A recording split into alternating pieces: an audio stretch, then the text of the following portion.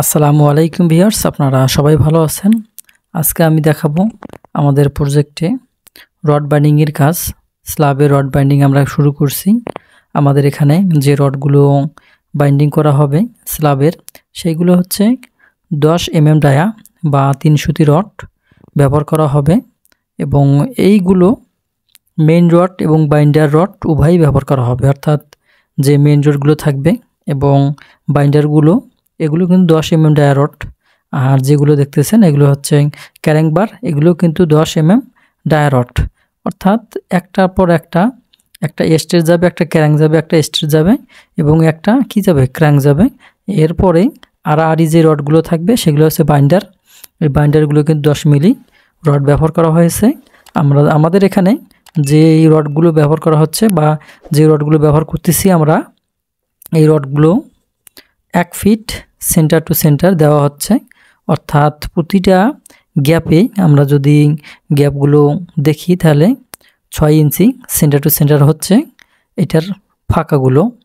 আমি এখন সব দিকে দেখাচ্ছি আপনাদের, দেখেন আপনারা এদিকেও আবার এইদিকে।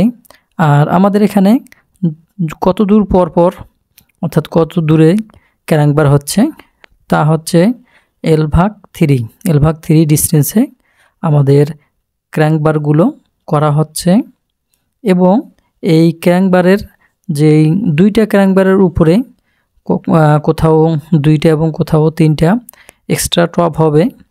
এগুলো যখন বিস্তারিত আমি ভিডিও দেব তখন আপনারা দেখতে পারেন। আর অন্য স্ল্যাবগুলো রড বাইন্ডিংগুলো ভিডিওতে দেওয়া আছে, তো যাই হোক আপনারা দেখে নিতে পারেন। তো আমাদের যে রডগুলো এখানে 10 mm রড আমরা ব্যবহার করতেছি এবং এক্সট্রা রডগুলো যে ব্যবহার করব এর পরবর্তীতে তা হচ্ছে 10 mm এবং 12 mm ডায়া রড ব্যবহার করা হবে। আর বিমগুলোতে 16 মিলি এবং 20 মিলি রড ব্যবহার করা হয়েছে। আর সিঁড়িতে 12 মিলি এবং 10 মিলি রড ব্যবহার করা হয়েছে।